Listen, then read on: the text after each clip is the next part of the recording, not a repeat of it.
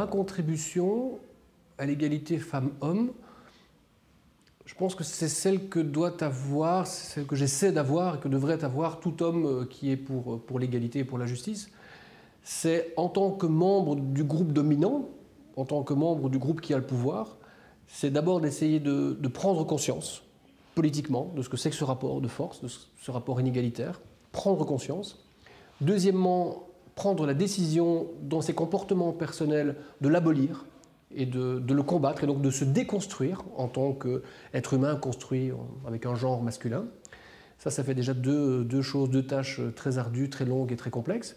Et puis la troisième tâche, en soutien au combat féministe, c'est d'essayer de trahir ce qui fait de nous des hommes, c'est-à-dire de trahir nos réflexes conditionnés, de trahir nos stratégies conscientes et inconscientes, et d'essayer d'avoir une parole typiquement d'homme dans ce combat-là pour essayer de donner des outils, pour essayer d'avancer plus vite vers l'égalité entre les femmes et les hommes, et voilà, main dans la main avec les femmes et avec les féministes en particulier.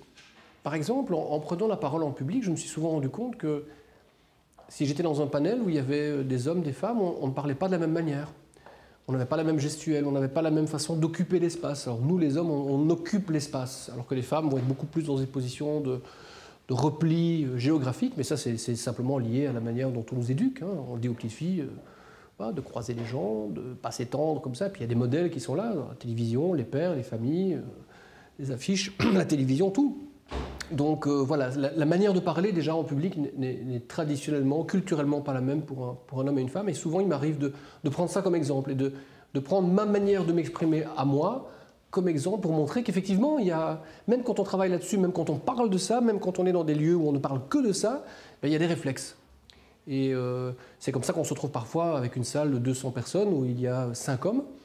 Et près de 200 femmes, et on parle de féminisme, et on parle d'égalité entre les femmes et les hommes, et on se rend compte que les 5 hommes prennent autant la parole quand on fait le bilan que les 200 femmes qui sont là. Voilà, ça, ce sont des réflexes contre lesquels il faut lutter, mais voilà, c'est pas simple et ça demande beaucoup de modestie, on n'est jamais au bout du chemin, c'est une petite pierre à tailler tous les jours.